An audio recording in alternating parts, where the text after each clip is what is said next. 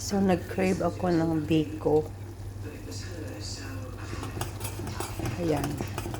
Kasi kain ako ng salty food kay kulang ako sa salt. So, nag-crave naman ako ngayon ng matamis. So, nagluto ako ng biko. Himo kong latik siya. Yan.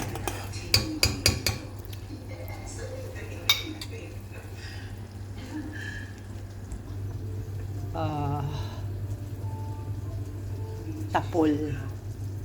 Yan. Unya, lamig jud siya og latik na kaayo. Ayan. Pili pa man siya latik. Gusto na yung latik na jud niya i-bake na to siya. Ayan. Palatikon sa na to siya. So, ganito yung gusto ko na. Ayan. Saka natin ilagay yung tapol.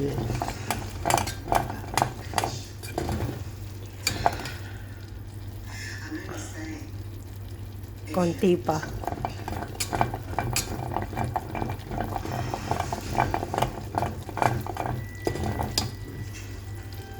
Ayan.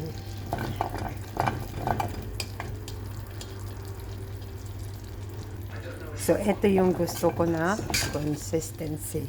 Ayan. Mura na dito siya balikot siya. So, ilagay na natin yung tapol. And I'm gonna switch off the fire. So, ito yung tapol. And then, ito na yung, mura na siya balikot siya. Oh. Yan. Ilagay na natin yung tapol. Yan. So, ayan na. I-bake ko na lang siya mamaya. Patuyuin muna natin.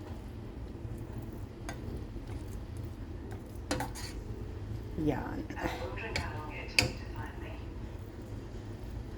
Bikong tapol. Yan.